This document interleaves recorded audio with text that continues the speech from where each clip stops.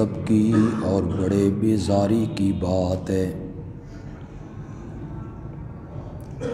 کہ تم وہ بات کہو جو تم کرتے نہیں ہو۔ اللہم صلی علی محمد وعلی آل محمد کما صلیت علی ابراہیم وعلی آل ابراہیم انک حمید مجید۔ اللہم بارک علی محمد وعلی آل محمد کما بارکت علی ابراہیم وعلی آل ابراہیم انک حمید مجید۔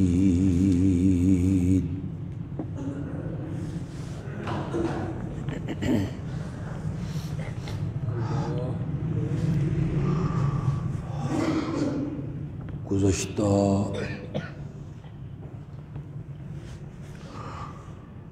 بہت سے خطبات میں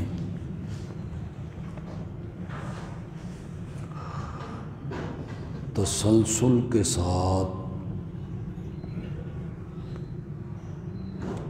یہ گفتگو ہو رہی ہے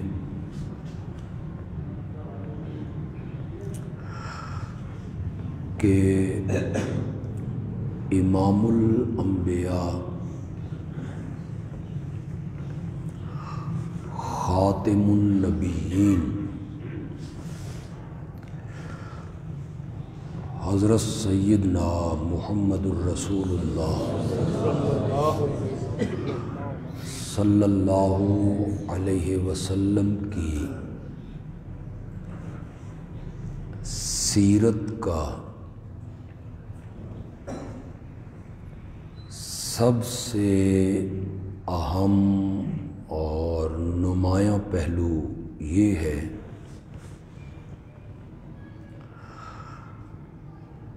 کہ آپ نے جن کاموں کے کرنے کا امت کو حکم دیا ہے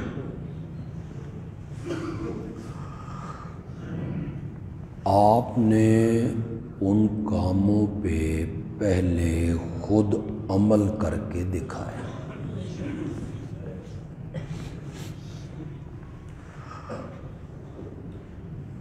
آپ جو کہتے تھے اس سے زیادہ پر آپ عمل کر کے دکھاتے تھے۔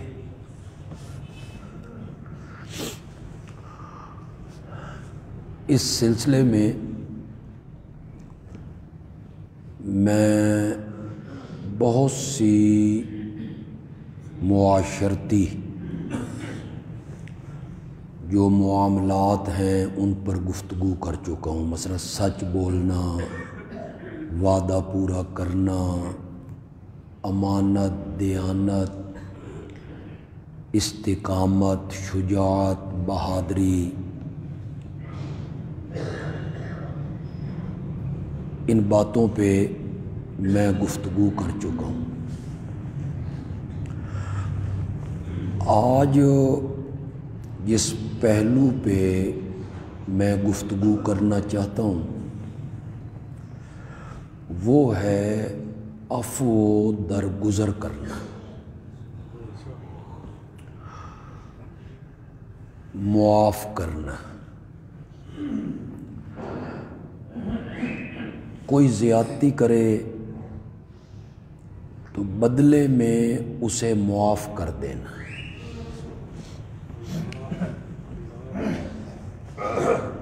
خود اللہ رب العزت کی بھی یہ صفت ہے، عفو۔ ام المومنین حضرت سیدہ عائشہ رضی اللہ تعالی عنہا نے آپ سے پوچھا کہ شب قدر میں کون سی دعا میں مانگوں؟ تو آپ نے فرمایا اللہم انک عفو تحب العفو فاعف عنی۔ اے اللہ، تیرا ایک نام ہے العفو، معاف کرنے والا، تو معافی کو پسند کرتا ہے تو میرے مولا تو میرے گناہوں کو بھی معاف فرما۔ اگر اللہ گناہ معاف نہ کرے، درگزر نہ کرے، صرف نظر نہ کرے، تو یہ دنیا زیر و زبر ہو جائے، برباد ہو جائے۔ وَهُوَ الَّذِي يَقْبَلُ التَّوْبَةَ عَنْ عِبَادِهِ وَيَعْفُو عَنِ السَّيِّئَاتِ۔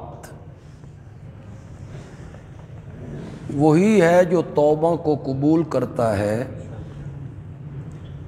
اور لوگوں کی برائیاں، بدیاں اور گناہوں کو معاف کر دیتا ہے۔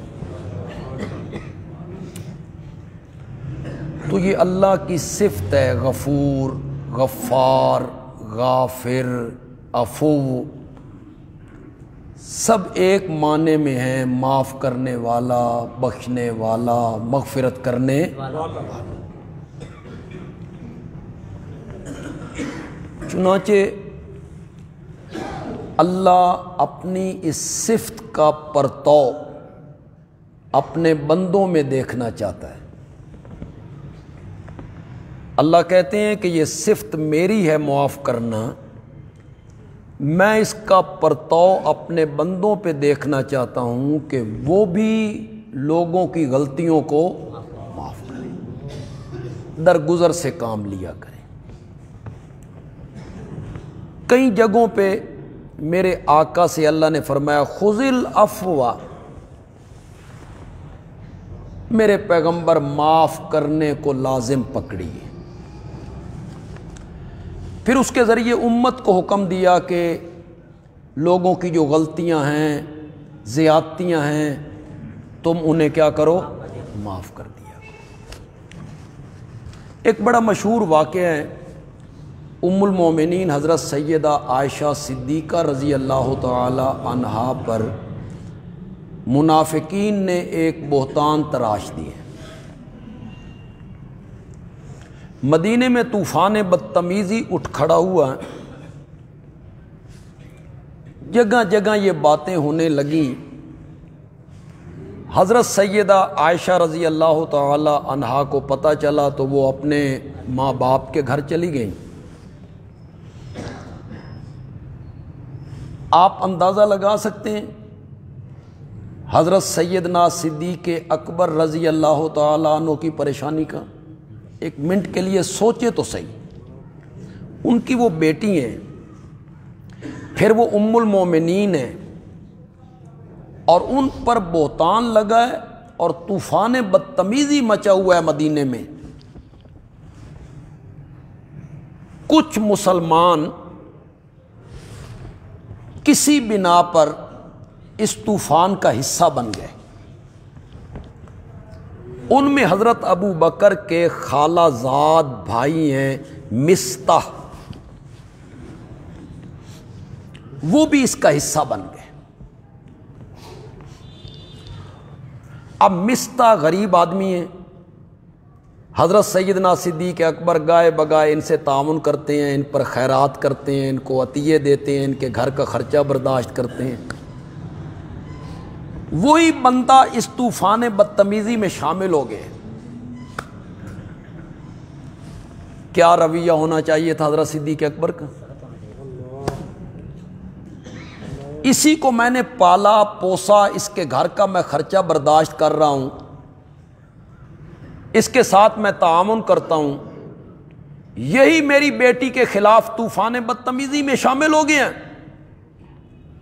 حضرت صدیق اکبر نے خرچے سے ہاتھ کھینچ لیا کہ اس پر خرچ نہیں کرنا۔ بس سیدنا صدیق اکبر نے ہاتھ کھینچا اور اللہ نے قرآن کی آیت نازل کر دی۔ جن لوگوں کو ہم نے کشادگی عطا کی ہے رزق میں، اور جن لوگوں کو ہم نے فضیلتیں بخشی ہیں، انہیں یہ قسم نہیں اٹھانی چاہیے کہ ہم غریبوں پر مسکینوں پر خرچ نہیں کریں گے۔ وَلْيَعْفُوا وَلْيَصْفَحُوا، انہیں تو چاہیے کہ وہ معاف کریں اور درگزر کر دیں۔ کتنی بڑی غلطی کو معاف کرنے کی سفارش ہو رہی ہے۔ غلطی ذرا دیکھیں، بیٹی پر طوفان بدتمیزی اٹھا ہوا ہے، اس نے شامل ہو گیا ہے، اور اللہ تعالیٰ کہتے ہیں وَلْيَعْفُوا وَلْيَصْفَحُوا، چاہیے کہ معاف کر دو، چاہیے کہ وہ درگزر سے کام لیں، خرچ کریں۔ آگے اللہ نے ایک بڑی عجیب بات کہی ہے، اَلَا تُحِبُّونَ أَن يَغْفِرَ اللَّهُ لَكُمْ، کیا تم نہیں چاہتے ہو کہ اللہ تمہارے گناہوں کو معاف کرے؟ تو اس کا مطلب تو واضح طور پہ یہی ہوا کہ تم لوگوں کو معاف کرو، میں تمہارے گناہ معاف کروں۔ تم لوگوں کو معاف کر دیا کرو، ان کی غلطیاں معاف کر دیا کرو، درگزر سے کام لیا کرو۔ تم لوگوں کی غلطیاں معاف کرو، درگزر سے کام لو۔ الا تحبون، کیا تم اس بات کو پسند نہیں کرتے ہو ان یغفر اللہ لکم، کہ اللہ تمہارے گناہوں کو معاف کرے؟ مفسرین نے لکھا کہ جب یہ آیت اتری اور یہ لفظ آئے، کیا تم نہیں چاہتے ہو کہ اللہ تمہاری غلطیوں کو معاف کر دے، تو حضرت سیدنا صدیق اکبر نے اسی لمحے کہا، مولا ہم چاہتے ہیں کہ تو ہماری غلطیوں کو معاف کر، ہم چاہتے ہیں کہ تو ہمارے گناہوں کو معاف کرے، تو درگزر کرے۔ اس کے بعد حضرت سیدنا صدیق اکبر نے اپنے خالہ زاد بھائی مصطح کی پہلے سے زیادہ مدد کرنی شروع کر دی۔ عرض میں یہ کرنا چاہتا ہوں کہ ہماری شریعت نے، قرآن نے، میرے آقا نے امت کو حکم دیا، تلقین کی، درگزر کرنے کی، معاف کر دیا کرو، لوگوں کی غلطیاں، لوگوں کی خطائیں معاف کر دیا کرو۔ اگر تمہارے ساتھ کوئی برائی کرے نا، ادفع باللتی ہی احسن، برائی کے بدلے میں بھی کیا کرو؟ اچھائی کرو۔ ایک جگہ پہ اللہ نے متقی لوگوں کی دو صفتوں کا ذکر کیا۔ اللہ نے فرمایا جو جنت ہم نے متقی لوگوں کے لیے تیار کی ہوئی ہے نا، اس کا جو عرض ہے نا، وہ 7 آسمانوں اور 7 زمین کے برابر ہے، عرض، چوڑائی، اور یقیناً جو چوڑائی ہوتی ہے وہ لمبائی سے کم ہوتی ہے۔ آپ نے کپڑے کے تھان دیکھے ہوں گے، ان کی چوڑائی جو ہے وہ 1.25 گز، 1.5 گز، اور لمبائی 20 گز۔ اللہ کہتے ہیں جو ہم نے جنت متقی لوگوں کے لیے تیار کی ہے نا، اس کی چوڑائی 7 آسمانوں اور 7 زمینوں کے برابر ہے۔ آگے اللہ نے کیا کہا؟ متقی کون ہوتے ہیں؟ جو تہجد پڑھتے ہیں؟ نو، متقی وہ ہوتے ہیں جو تسبیح رولتے ہیں، متقی وہ ہوتے ہیں جو یہ نہ، بس 2 صفتوں کا ذکر کیا اللہ نے فرمایا الذین ینفقون، متقی لوگ وہ ہوتے ہیں جو خوشحالی میں بھی اور بدحالی میں بھی میری راہ میں خرچ کرتے رہتے ہیں۔ مال زیادہ ہو، دولت زیادہ ہو، خوشحالی ہو، پھر بھی خرچ کرتے ہیں۔ کبھی ہاتھ تنگ ہو جائے پھر بھی میری راہ میں وہ خرچ کرتے رہتے ہیں۔ متقی لوگ وہ ہیں۔ اور دوسری صفت ان کی ذکر کی، متقی لوگ وہ ہیں جو غصے پر قابو پاتے ہیں، والکاظمین والعافین عن الناس، صرف غصے پہ قابو نہیں پاتے، لوگوں کو معاف بھی کر دیا کر۔ تو یہ صرف ذکر کی۔ متقی لوگ کون ہیں؟ جو غصے پر قابو پائیں۔ اور متقی لوگ کون ہیں؟ کہ صرف غصے پہ قابو نہ پائیں بلکہ لوگوں کی غلطیوں کو کیا کریں؟ معاف کریں۔ تو یہ حکم دیا شریعت نے، میرے آقا نے، معاف کرنے کا۔ یہ واز کرنا بڑا آسان ہے، میں نے واز کر لیا، آپ نے سن لیا۔ ایک منٹ کے لیے ذرا ہم اپنے معاشرے کو دیکھیں، میں بھی دیکھوں، آپ بھی دیکھیں۔ ایک آدمی برائی کر رہا ہے، برادری میں کوئی برائی کر رہا ہے، بدلے میں اچھائی کرنا آسان ہے؟ بولو تو صحیح، آسان ہوتا ہے؟ اچھائی کرنا بدلے میں آسان ہے؟ بڑا مشکل ہے یہ کام، آسان نہیں ہے درگزر کرنا۔ لوگوں کی خطاؤں کو معاف کر دینا یہ بڑی مشکل کام ہے۔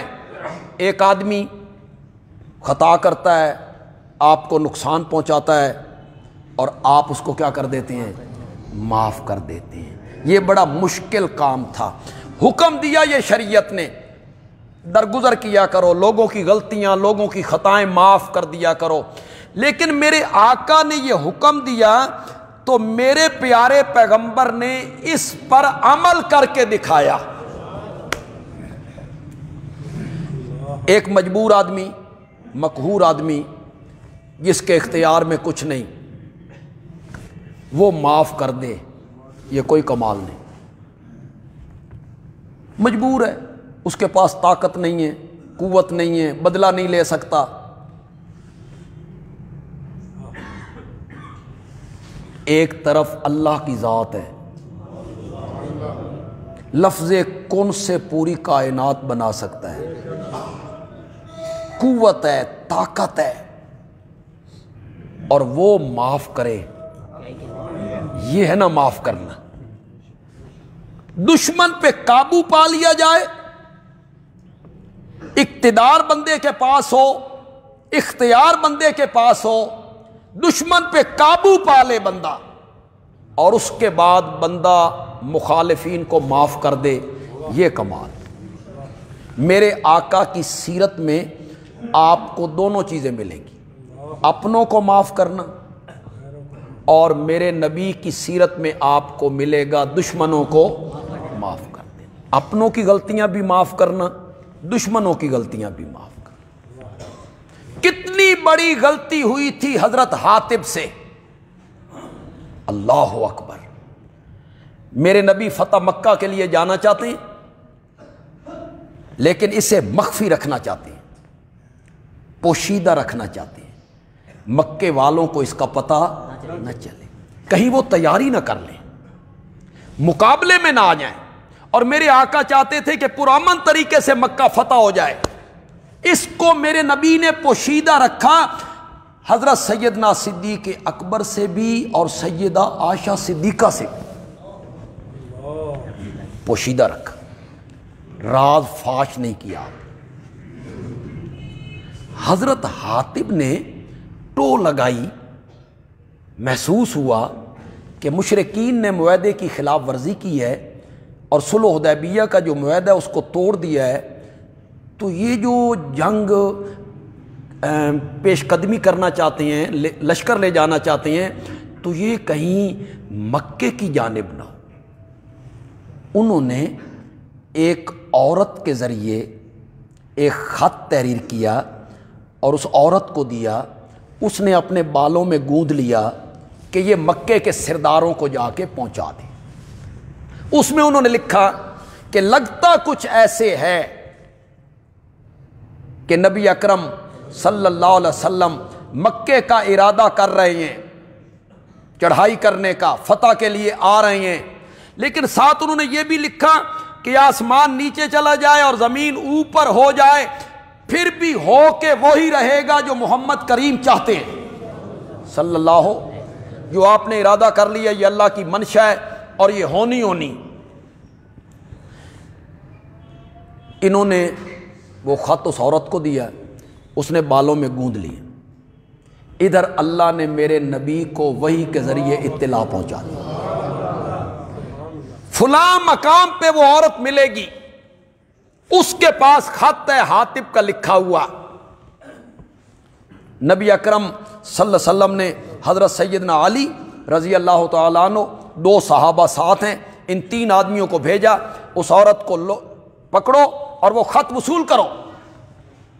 حضرت علی کہتے ہیں جس جگہ پہ نبی پاک نے کہا تھا وہ عورت عین اس جگہ پہ ملی۔ ہم نے اسے روکا، تمہارے پاس خط ہے؟ اس نے کہا میرے پاس کوئی خط نہیں۔ ہم نے کہا ہم تلاشی لیں گے۔ جو موٹی موٹی تلاشی تھی وہ لی، خط نہیں نکلا۔ اب وہ عورت ذات ہے، یہ مرد ہے۔ حضرت علی رضی اللہ تعالیٰ عنہ نے وہاں ایک جملہ کہا، حضرت علی نے فرمایا سن، کائنات کی ہر بات غلط ہو سکتی ہے، لیکن جو لفظ محمد عربی کی زبان سے نکلے ہیں نا وہ غلط نہیں ہو سکتے۔ میرے آقا نے کہا ہے کہ خط تیرے پاس ہے، شرافت سے نکالنا ہے یا میں دوسرے ہاتھ استعمال کروں؟ اس نے کہا رخ ذرا دوسری طرف کرو۔ اس نے بالوں سے وہ خط نکال کے حضرت علی کے حوالے کر، حضرت علی وہ خط لے کر نبی پاک صلی اللہ علیہ وسلم تک پہنچ گئے۔ حاطب کا نام آیا تو حضرت عمر ننگی تلوار لے کر سر پہ آ گئے، حکم دیجئے میں اس کی گردن قلم کر دوں۔ آپ نے فرمایا عمر ٹھہرو، حاطب کو بلاؤ، یہ خط تم نے لکھا ہے؟ میں نے لکھا ہے۔ کیوں لکھا ہے؟ کہنے لگے یا رسول اللہ، جتنے مہاجر ہیں مکہ چھوڑ کے آئے ہیں، ان کے کوئی نہ کوئی رشتہ دار وہاں ہیں، کوئی چچا ہے، کسی کا ماموں ہے، کسی کی خالہ ہے، کسی کی پھوپھی ہے، ان کے گھر والوں کا خیال کرنے والے ہیں۔ میرے بال بچوں کا خیال کرنے والا مکے میں کوئی بھی نہیں ہے، تو میں احسان کرنا چاہتا تھا مشرکین پر تاکہ وہ میرے گھر والوں کا خیال کریں۔ یا رسول اللہ ہونا تو وہی تھا جو آپ فیصلہ کر چکے تھے، اس میں تو رد و بدل نہیں ہو سکتا تھا، فتح ہونی ہے، اللہ نے وعدہ کر لیا ہے انا فتحنا لک فتحا مبینا۔ آپ نے حاطب کی بات سنی اور آپ نے فرمایا حاطب سچ کہتا ہے۔ حضرت عمر کو روکا، اور روکا بھی ان جملوں کے ساتھ، تم نہیں جانتے ہو حاطب بدری ہے۔ اب یہ بدر کے 313 صحابہ میں شامل ہے، بڑا اونچا مقام ہے ان لوگوں کا۔ تو نہیں جانتا کہ حاطب بدری ہے، اور بدریوں کو اللہ نے جھانک کے دیکھا تھا، اور جھانک کے دیکھنے کے بعد فیصلہ کیا تھا اعملوا ما شئتم قد غفرت لکم وبدلت سیئاتکم حسنات او کما قال النبی صلی اللہ علیہ وسلم۔ آج کے بعد جو دل میں آئے کرتے رہو، ما شئتم قد غفرت لکم، میں نے تمہیں معاف کر دیا ہے، وبدلت سیئاتکم حسنات، اور میں نے تمہارے گناہوں کو بھی نیکیوں میں تبدیل کر دیا ہے۔ اتنی بڑی غلطی، دیکھیں ایک راز فاش کرنا ہے، لیکن میرے آقا نے اتنی بڑی غلطی کو بھی کیا کر دیا؟ معاف کر دیا، درگزر کیا میرے نبی۔ تو امت کو جس بات کا حکم دیا کہ لوگوں کی غلطیوں سے درگزر کیا کرو، لوگوں کی غلطیاں معاف کر دیا کرو، میرے آقا نے اس پر کیا کر کے دکھایا؟ عمل کر کے دکھایا۔ ہجرت کے لیے جا رہے ہیں، مشرکین مکہ بڑے پریشان ہوئے کہ ہم نے سکیم کیا بنائی تھی اور ہمارے ساتھ کیا بن گیا، ہم گھر کے باہر کھڑے رہے اور وہ نبوت کا دائی ہمارے اندر سے نکل کے نکل گیا یہاں سے, چلے گئے. وہ بڑی خفت اٹھانا پڑی تھی مشرکین کو. اللہ تعالیٰ بھی قرآن پاک میں کہتے ہیں وَمَكَرُوا وَمَكَرَ اللَّهُ وَاللَّهُ خَيْرُ الْمَاكِرِينَ. انہوں نے بھی یہ خفیہ تدبیر کی تھی کہ ہر برادری کا ایک نوجوان ان کے مکان کا محاصرہ کرے اور وہ باہر نکلیں تو قتل کر دیا جائے. وَمَكَرَ اللَّهُ. ایک خفیہ تدبیر ہم نے بھی کی تھی کہ ہم اپنے نبی کا ایک بال بھی بیکا نہیں ہونے دیں گے. واللہ خیر الماکرین. اللہ جیسی تدبیر کون کر سکتا ہے؟ اللہ تو بہترین تدبیر کرنے والا ہے. میرے نبی نکل گئے, مشرکین پریشان ہوئے, انہوں نے اعلان کیا جو دونوں کا سر لائے 200 اونٹ انعام میں دیں گے, اور جو دو میں سے کسی ایک کا لائے تو 100 اونٹ انعام میں دیں گے. سراقہ ایک قبیلے کا سردار ہے, اس نے تیز رو گھوڑا تیار کیا, میرے نبی کا تعاقب کر رہا ہے. خود سراقہ بیان کرتے ہیں, بعد میں اللہ نے انہیں ایمان کی توفیق دے دی سراقہ کو,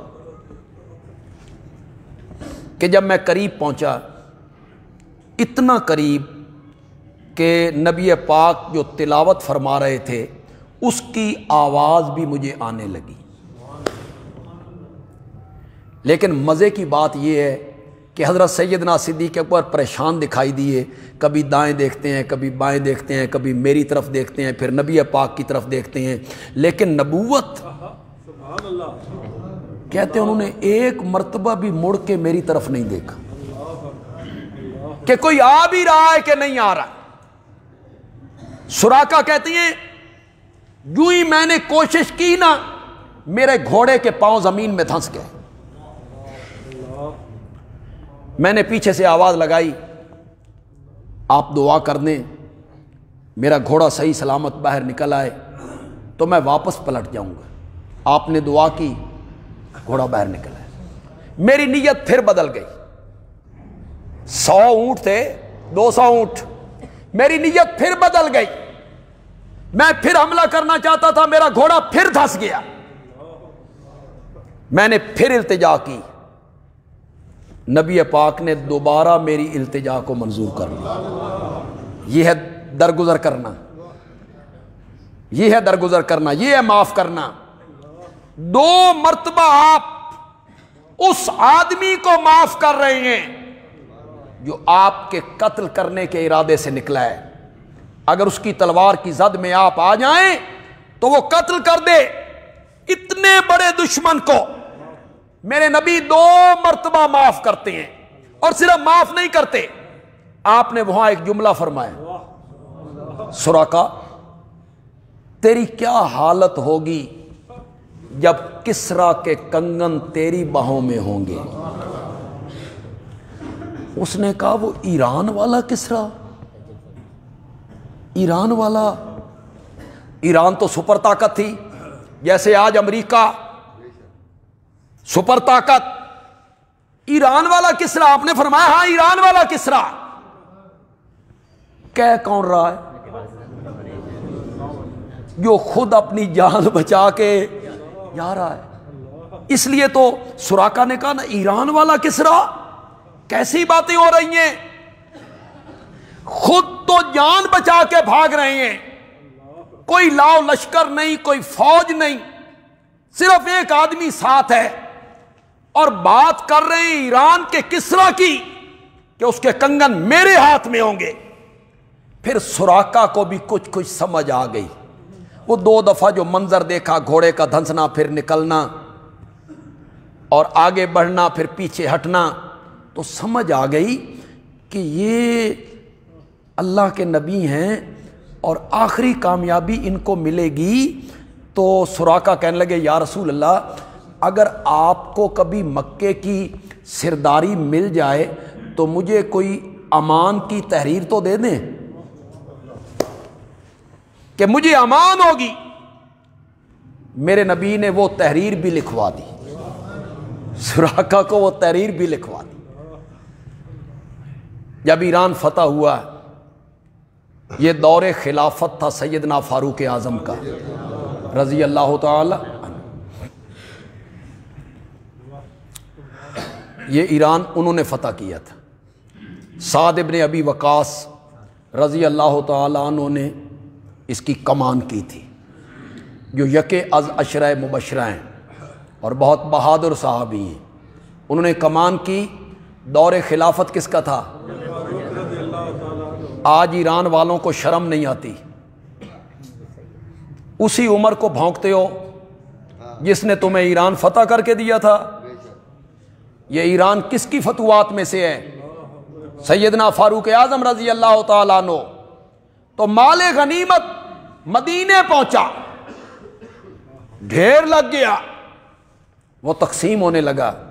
کسرا کا تاج اور کسرا کے کنگن جب حضرت عمر کے سامنے آئے، حضرت عمر نے فرمایا سراقہ کو بلاؤ۔ سراقہ کو بلایا گیا، کنگن اس کے ہاتھوں میں پہنائے گئے اور یہ بتایا گیا کہ جو محمد عربی کی زبان سے نکلتا تھا وہ لوہے پہ لکیر ہو جایا کرتا تھا صلی اللہ علیہ وسلم۔ تو میرے نبی نے حکم دیا امت کو، لوگوں کی خطائیں معاف کیا کرو، لوگوں کے گناہوں سے، لوگوں کی غلطیوں سے درگزر کیا کرو۔ میرے آقا نے خود اس پر عمل کر کے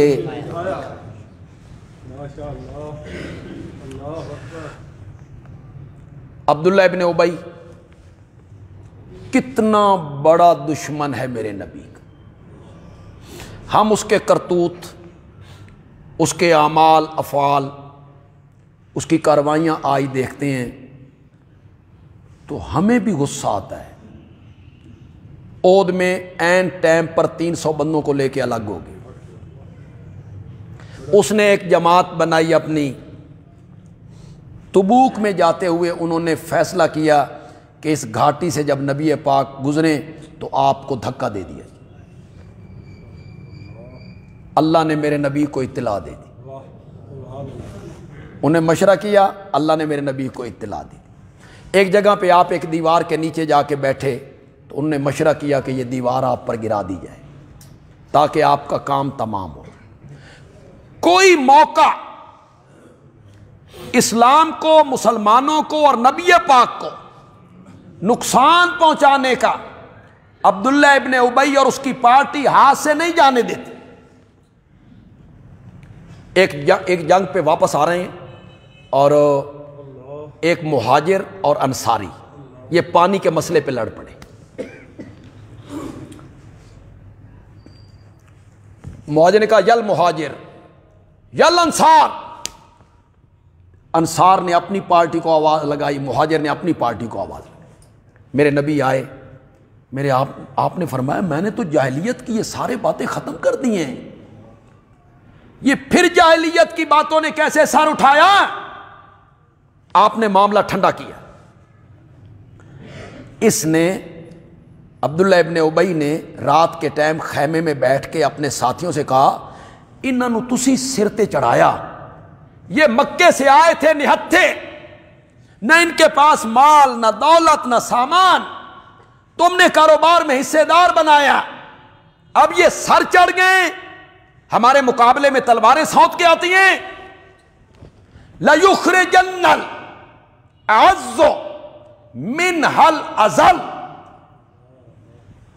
اب ہم پلٹ کے جائیں گے نا مدینے تو عزت والے لوگ جو ہیں نا یہ ذلیلوں کو مدینے سے نکال دیں گے۔ عزت والا کس کو کہا؟ اپنے آپ کو۔ ذلیل کس کو کہا؟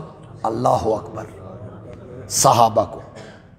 صحابہ کو خود نبی پاک بھی اس میں شامل ہیں، اس کی نگاہوں میں نبی پاک بھی شامل۔ لَيُخْرِجَنَّ الْأَعَزُّ مِنْهَا الْأَذَلَّ، عزت والے لوگ ان ذلیلوں کو مدینے سے نکال دیں گے۔ حضرت زید ابن ارقم بچے تھے، وہ یہ ساری باتیں سن رہے تھے، انہوں نے اپنے چچا کو آ کے بتائیں، بھئی عبداللہ ابن ابی نے یہ کہا ہے۔ چچا نے نبی پاک کو آ کے بتائیں، نبی پاک نے عبداللہ ابن ابی کو طلب کر لیا۔ عبداللہ ابن ابی نے قسمیں اٹھا دی، خدا دی قسم میں نہیں آکھیا، میری چٹی داڑھی ویکھو، ایک کل دا چھوڑ اس کی بات پہ آپ نے اعتماد کر لیا؟ زید کہتے ہیں میں بڑا شرمندہ ہوا، چچا نے بھی مجھے کہا بے تو بےزتی کروائی ہے، غلط بیانی کی تھی ہے، نبی پاک تک بات پہنچی، اس نے قسم اٹھا دی کہ میں نے یہ جملے نہیں کہے، تو میں منہ چھپا کے پھرتا تھا، لوگ مجھے تانے مارتے تھے، لیکن میرے دل میں تھا کہ نبی پاک کو فریب دے دیا ہے، عرش والے کو فریب کون دے گا؟ عرش والا کوئی فیصلہ کرے گا نا۔ تو جب آپ سفر پہ روانہ ہوئے تو میں نے بھی اپنی اونٹنی آپ کی اونٹنی کے ساتھ رکھ دی، آپ کی اونٹنی ہے پھر میری اونٹنی ساتھ ساتھ، پھر میں نے محسوس کیا کہ وحی کی کیفیت طاری ہوئی، اور وحی کی کیفیت جب ختم ہوئی تو آپ نے میرے کان کو پکڑا اور فرمایا زید تیری تصدیق تے رب نے کر دیتی۔ تو پھر یہ آیتیں اتری، سورت منافقون کی یہ آیتیں اتری، تیری تائید اور تیری تصدیق تو عرش والے نے کر دی، اس نے یہ جملے کہیں، قرآن نے کہا انہوں نے یہ جملے کہیں کہ عزت والے لوگ ذلیلوں کو مدینے سے باہر نکال دیں گے۔ جب مدینے میں داخلے کا ٹائم آیا نا تو میرے آقا جو تھے یہ آگے آگے نہیں چلتے تھے، میرے آقا لشکر کے پیچھے چلا کرتے تھے۔ اس کی دو وجہ ہو سکتی، ایک سیکورٹی درمیان میں چلنا، اور ایک وجہ تکبر سے بچنا، کہ آگے آگے چلنے میں کیا ہے، تکبر ہے، سرداری ہے، غرور ہے، تو آپ تکبر سے پاک تھے، اس لیے آپ درمیان میں یا پیچھے چلا کرتے تھے۔ تو لشکر سارا آگے ہے، آپ درمیان میں، تو عبداللہ ابن ابی کا بیٹا، اس کا نام بھی عبداللہ، باپ کا نام بھی عبداللہ، وہ رئیس المنافقین ہے، اور بیٹے کا نام بھی عبداللہ، یہ میرے نبی کا محب اور میرے نبی کا صحابی ہے، بیٹا مخلص مومن، اسے کہتے ہیں مردوں سے زندوں کو نکالنا، مردوں سے زندوں کو نکالنا۔ باپ کون ہے؟ رئیس المنافقین، بیٹا کون ہے؟ مخلص صحابی میرے نبی کا۔ یہ آیا، اس نے کہا یا رسول اللہ اب تو رب نے تصدیق کر دی ہے کہ انہوں نے یہ جملے کہے تھے، میں آپ سے اجازت لینے کے لیے آیا ہوں، مجھے اجازت دیجئے، آج آپ مدینے میں داخل ہوں گے، میرا باپ مدینے میں داخل نہیں ہوگا، پتہ چل جائے گا کہ عزت والا کون ہے اور ذلیل کون ہے۔ آپ جائیں گے مدینے، میرا باپ نہیں جائے گا، میں اس کی گردن قلم کر دوں گا۔ آپ نے فرمایا بیٹا یہ کام نہیں کرنا، یہ کام نہیں کرنا۔ اتنی بڑی غلطی عبداللہ ابن ابی کی، اور اتنا بڑا قصور عبداللہ ابن ابی کا، صحابہ کو آپس میں لڑوا دینا، پھر صحابہ کو ذلیل تک کا لفظ کہنا، میرے آقا نے اسے بھی معاف کر دی۔ یہ ہے عفو درگزر، عفو سے کام لینا، درگزر سے کام لینا، یہ نبی پاک معاف کر سکتے ہیں، یہ بھی ذہن میں رہے۔ آج اگر کوئی بندہ نبی پاک کی گستاخی کرے، ہمیں حق نہیں ہے، ہمیں حق نہیں ہے، ہمیں معاف کرنے کا کوئی حق حاصل نہیں ہے۔ یہ نبی پاک کا معاملہ تھا، آپ کو یہ حق حاصل تھا کہ آپ چاہے سزا دیں چاہے معاف کر دیں۔ صرف یہ نہیں کہ اسے معاف کر دیا، جب اس کا انتقال ہوا تو یہی عبداللہ اس کا بیٹا میرے آقا کی خدمت میں آیا، یا رسول اللہ اپنا کرتا دیجئے جو آپ کے جسم سے لگا ہے، اس میں میں اپنے بابا کو کفنانا چاہتا ہوں، اپنی لعاب دیجئے، یہ لعاب میں اس کے منہ میں ڈالنا چاہتا ہوں۔ میرے آقا نے لعاب بھی عطا کر دی، میرے آقا نے کرتا بھی عطا کر دی۔ اب آپ میرے آقا کی عفو درگزر کو ذرا دیکھیں، خطائیں معاف کرنا دیکھیں. لعاب بھی دے دی, کرتا بھی دے دیا کہ بابا کہتا ہے جنازہ بھی آپ پڑھیں. فرمایا مجھے اطلاع دینا, میں جنازے پہ بھی آ جاؤں. 1 منٹ کے لیے یہاں سارے رک کر میری بات کو سنیے. کوئی نئے آدمی آئے ہیں تو وہ سنیں. کفن کس کا بنا تھا؟ کرتا کس کا تھا؟ دنیا کا کوئی کپڑا اس کا مقابلہ کر سکتا ہے؟ آب زمزم سے دھلا ہوا کفن اس کا مقابلہ کر سکتا ہے؟ کرتا میرے آقا کا وہ کفن بن گیا, اور منہ میں لعاب ہے میرے نبی کی. اللہ اکبر, اللہ اکبر, کہ وہ لعاب میرا نبی کڑوے کنویں میں ڈال دیتا تھا تو کڑوا کنواں بھی میٹھا ہو جایا کرتا تھا. کوئی معمولی لعاب نہیں ہے وہ اس کے منہ میں. میرا نبی جنازہ پڑھانے کے لیے کھڑا ہو گیا, کوئی صحابی آگے نہیں بڑھا. حضرت عمر نے دامن کو پکڑا, یا رسول اللہ کس کا جنازہ ہے؟ کس کا جنازہ ہے؟ یہ کون ہے؟ اس کے کرتوت, غلطیاں, سازشیں فراموش کر گئے آپ. کس کا جنازہ آپ پڑھا رہے ہیں؟ اس کی غلطیاں دیکھیے. آپ نے فرمایا عمر میرا دامن چھوڑ, میرے رب نے ابھی مجھے منع نہیں کیا, میں اس کی غلطیوں کو نہیں اپنی رحمت کو دیکھ رہا ہوں. مجھے جنازہ پڑھا لینے دے, مجھے رب نے روکا نہیں. رب نے کہا استغفر لہم, قرآن بولا, قرآن, استغفر لہم او لا تستغفر لہم ان تستغفر لہم 70 مرتن. کوئی بیٹھے ہو یار جڑے سعودی عرب گئے ہو, 70 کس کو کہتے ہیں؟ شار 70, شار 80 جدے میں ہے نا, شار ان تستغفر لہم 70 مرتن. میرے پیغمبر آپ ان کی بخشش کی دعا مانگیں یا نہ مانگیں, اگر 70 بار بھی آپ ان کی بخشش کی دعا مانگیں میں نے اس کو معاف ہو.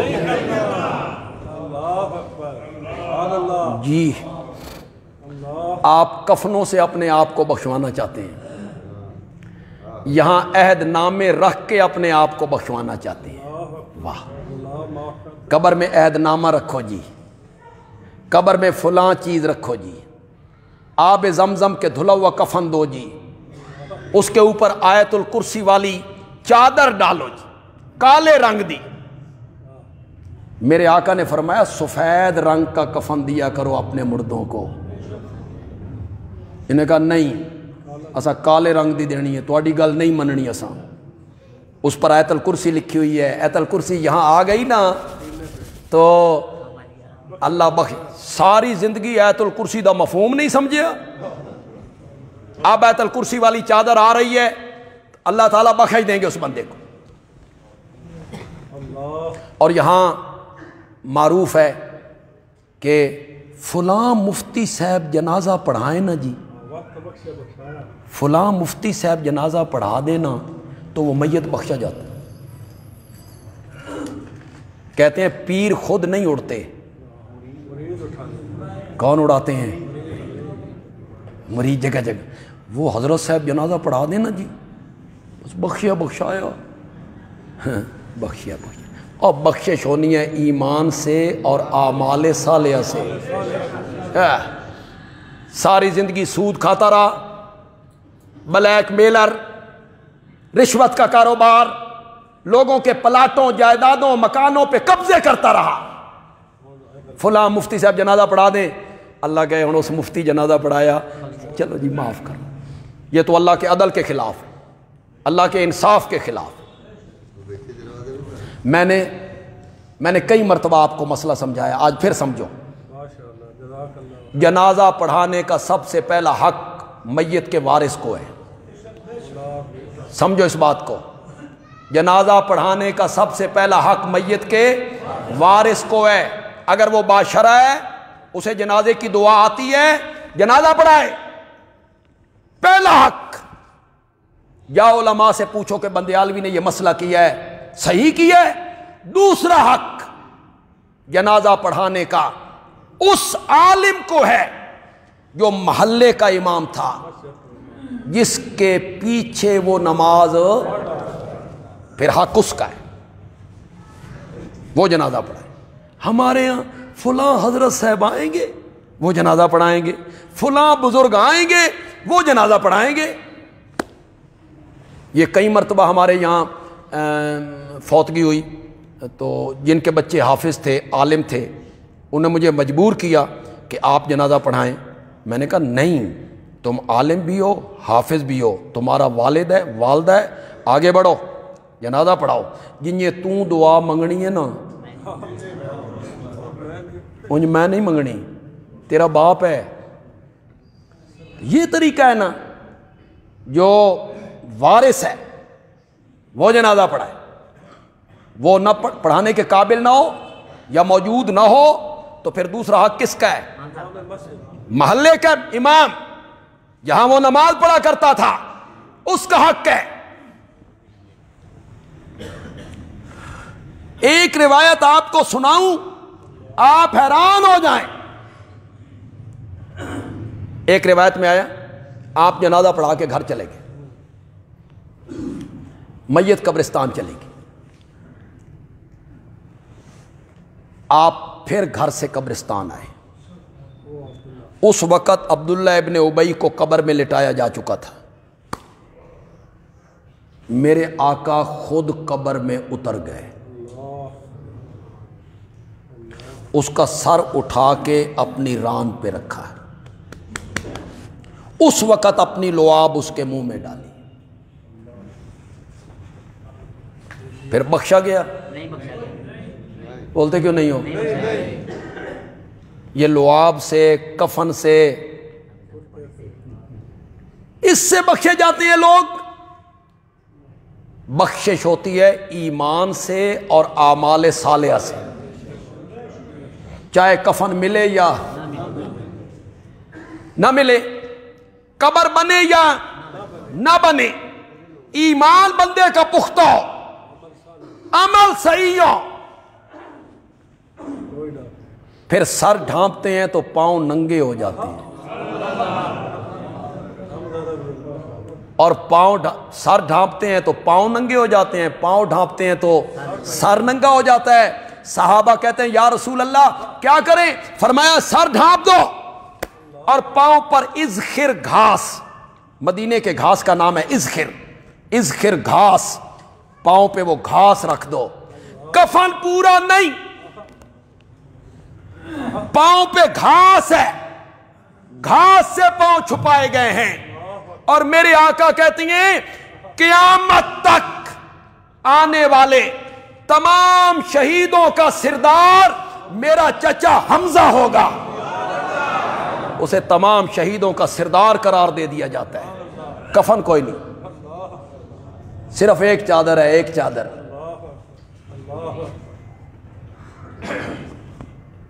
اس میں واقعات تو یار بہت سارے ہیں, میں کتنے واقعات بیان کرتا چلا جاؤں. خیبر میں ایک عورت نے آپ کی دعوت کر دی, آپ کچھ صحابہ کو لے کے چلے گئے, اس نے کھانے میں زہر ملا دی. اس کا نام زینب ہے, یہودی ہے, یہودیہ. ایک صحابی ہیں, انہوں نے ایک لقمہ یا 2 لقمے کھا لیے, اس زہر کے اثر کی وجہ سے وہ شہید ہو گئے. میرے آقا نے بھی کچھ لقمہ چکھا, دوسرے لقمے پہ آ کے جبریل نے ہاتھ پکڑا, یہ زہر ہے. زندگی کی آخری لمحات تک آپ اس کا اثر محسوس کرتے رہے اس زہر کا. جب آپ کا انتقال ہونے لگا تو آپ نے فرمایا عائشہ, وہ جو مجھے خیبر میں زہر دیا گیا تھا آج تک اس کے اثرات موجود ہیں، اور مجھے ایسے لگ رہا ہے جیسے کسی نے میرے جگر کو کاٹ کے رکھ دیا۔ اللہ میرے آقا کو بھی شہادت کی موت دینا چاہتا تھا، ایک یہی درجہ تو رہ گیا تھا، اللہ یہ بھی دینا چاہتا ہے۔ کتنا بڑا جرم ہے، جب آپ کو پتہ چلا تو آپ نے اتنے بڑے جرم کو بھی معاف کر دیا، عفو درگزر کا حکم دیا، تو میرے آقا نے خود اس پر عمل کر کے دکھایا۔ بڑے سے بڑے دشمنوں کو آپ نے ان کی غلطیاں، ان کی خطائیں، ان کے گناہ میرے آقا نے کیا کر دیا، اسے درگزر کر دی، معاف کر دی۔ اس پر میں اگلے جمعے تھوڑی سی مزید روشنی ڈالوں گا، اب میں تھوڑی سی اور بات کرنا چاہتا ہوں۔ ہمارا دورہ تفسیر القرآن شروع ہے، کل سے انشاءاللہ میں نے بھی سبق کا آغاز کرنا ہے انشاءاللہ۔ جو حضرات اس میں حصہ لے چکے ہیں شہر کے احباب، اور جو حصہ نہیں لے سکے یا ابھی تک اس سوچ میں، ان سے میں گزارش کروں گا کہ وہ اس میں حصہ لیں، اس میں شامل ہوں، اس کلاس میں شامل ہوں۔ صبح تقریباً 8 بجے یہ کلاس لگتی ہے، اور کل ٹائمنگ اس کی پھر فٹ کر لیں گے، سیٹ کر لیں گے کہ ہم نے کس وقت سے کس وقت تک پڑھانا ہے۔ آن لائن کئی جگہوں پہ بنات کے مدارس میں اجتماعی طور پر ہمارا یہ دورہ تفسیر وہاں کی بچیاں اور لڑکیاں اجتماعی طور پہ پڑھ رہی ہیں، کہیں ان کی تعداد 30 ہے، کہیں 20 ہے، جس کی اطلاعیں ہمیں آ رہی ہیں کہ ہمارا بھی داخلہ کیا جائے اور ہمیں بھی آخر میں اسناد جو ہیں وہ سندیں جو ہے وہ دی جائیں۔ تو آن لائن جو حضرات پڑھنا چاہیں یا کسی وقت کچھ دیر کے لیے سننا چاہیں، کچھ دیر آدھ گھنٹہ 15 منٹ، تو وہ بندیالوی کہتا ہے بندیالوی اس پیج پر وہ آئیں اور براہ راست لائیو اس دورہ تفسیر میں وہ شریک ہو۔ ایک کلاس کا ہم آغاز کر رہے ہیں سوموار کے دن سے، 29 مارچ سوموار، مغرب کی نماز کے بعد، ہر روز رمضان المبارک تک۔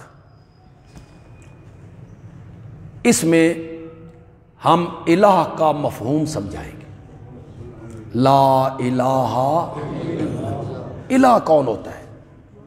الہ کا معنی کیا ہے؟ الہ میں کتنی صفتیں پائی جاتی؟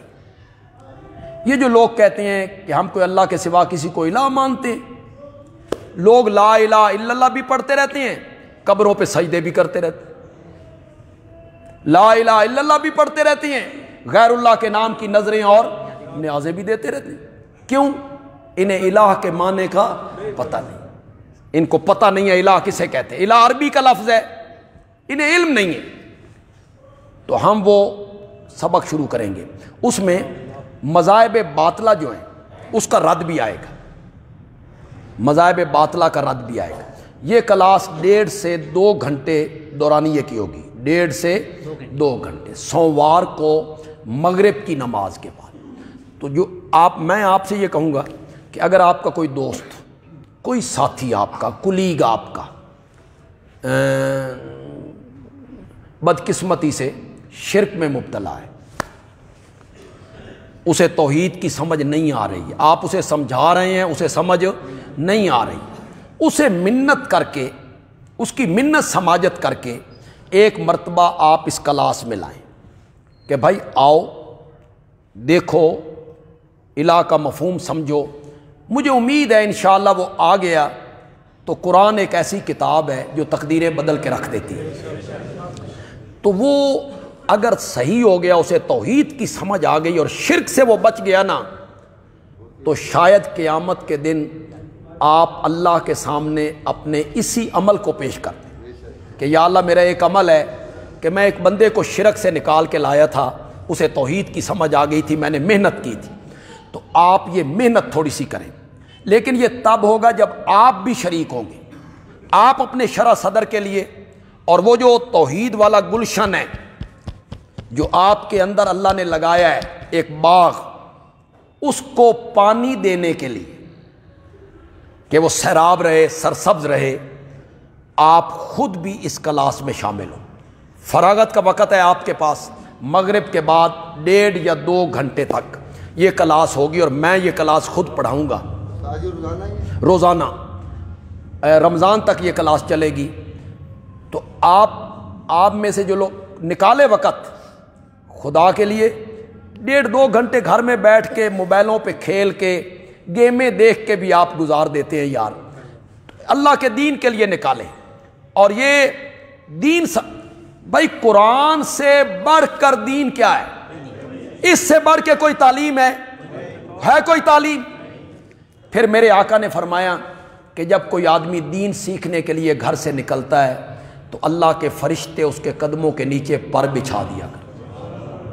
مجھے تو اپنے پیارے پیغمبر کی حدیث پر 101% یقین، پر بچھا دیتے۔ اور جتنی دیر، اللہ اکبر، ہم بڑے اس لحاظ سے خوش قسمت لوگ ہیں،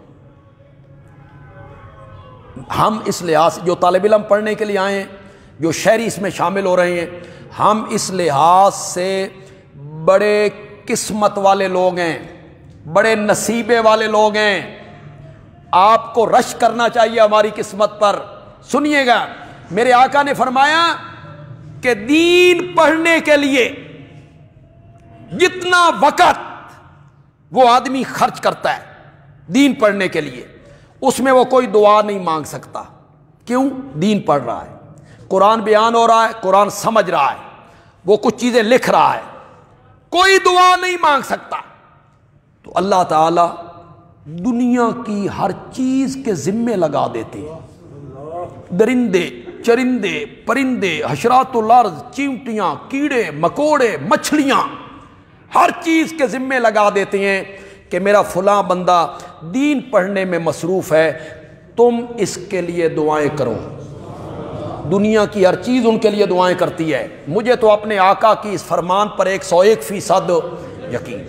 تو آپ اس کلاس میں اول تو پورے دورے تفسیر میں، اور اگر وہ وقت آپ کے پاس نہیں ہے تو مغرب کے بعد تو فارغ وقت ہوتا ہے۔ جو نوجوان ہیں، کالج کے، یونیورسٹیوں کے بچے ہیں، ان کے پاس وقت ہے، تو وہ سوموار کے دن کلاس کا آغاز ہوگا، 29 مارچ سوموار کے دن مغرب کی نماز کے بعد، اور دورانیہ کیا ہوگا؟ صرف 1.5 سے 2 گھنٹے۔